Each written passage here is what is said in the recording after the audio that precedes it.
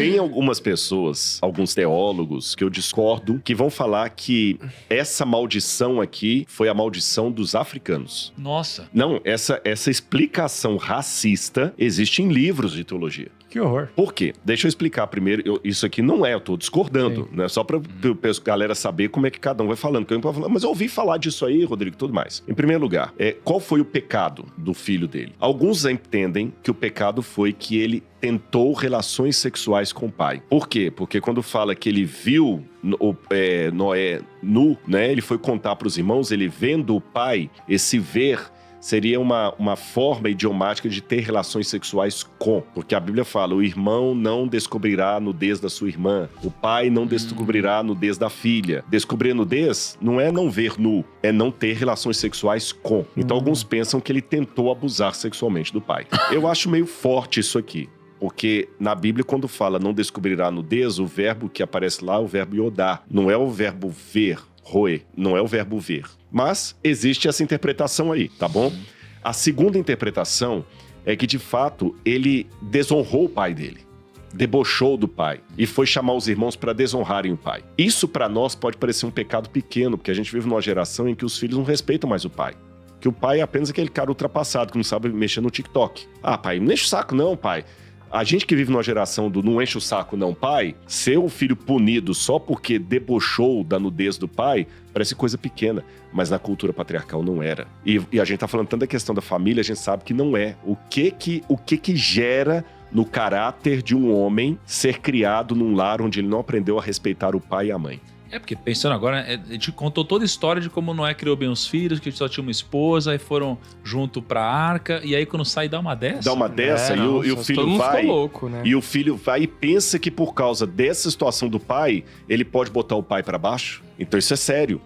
Na nossa cultura parece banal, mas na Bíblia é sério. Então eu acredito que foi mais um desrespeito do pai do que uma questão sexual. Agora vem a questão do racismo. Noé amaldiçoou Canaã.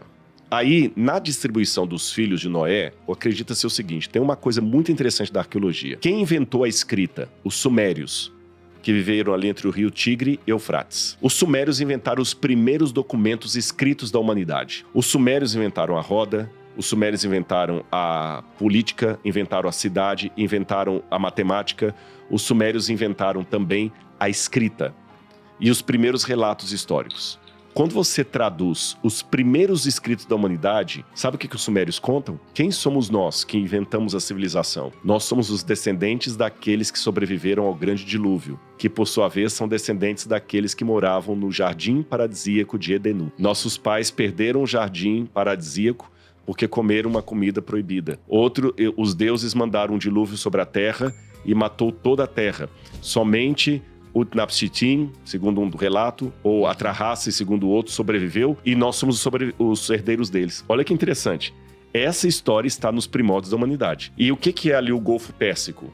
A região da Mesopotâmia. O pessoal vem da região da Armênia, migra para lá, fica entre dois rios, batizam esses rios com o mesmo nome dos rios do Éden, Tigre e Eufrates, igual tem Novo Hamburgo, Nova Friburgo, Nova Odessa, batiza com os mesmos nomes, e ali começam as primeiras cidades da humanidade. Exatamente o que a Bíblia coloca. Aqui é a arqueologia, aqui é a Bíblia. E ali começou a agricultura também. Na história da civilização, os sumérios também inventaram a agricultura. Então, eu suponho que Noé saiu da arca, vieram como caçadores-coletores, caminhando, chegaram na região do Golfo Pérsico com os rios ali, aqui a gente dá para sentar e ficar. Começaram a plantar, colher.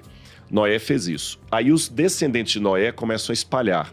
Os jafetitas vão dar origem aos primeiros indo-europeus, que vão desde a região do Extremo Oriente para a região da Europa. Os indo-europeus, a Índia, indo-europeus. Os jafetitas. Os camitas vêm para a região da África e povoam a África. E os semitas ficam na região da Ásia ali como nômades. Os semitas que vão dar origem aos elamitas, aos babilônios, aos hebreus, aos cananitas. Você entendeu?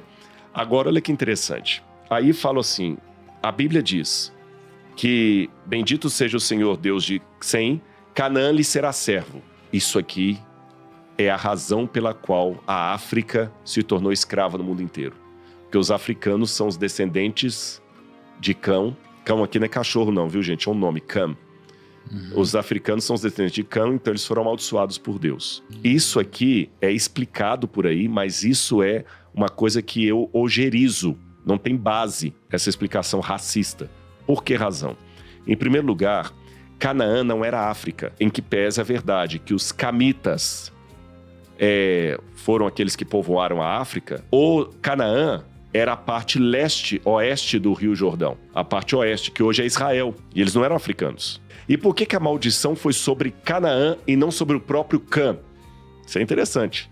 Não foram os africanos que foram amaldiçoados, foram os cananeus, os descendentes de Cã. Porque Deus já viu ali no neto de Noé a sequência do caráter do pai. Aquele negócio falando, a questão hereditária. Tá certo? Essa que é a questão hereditária.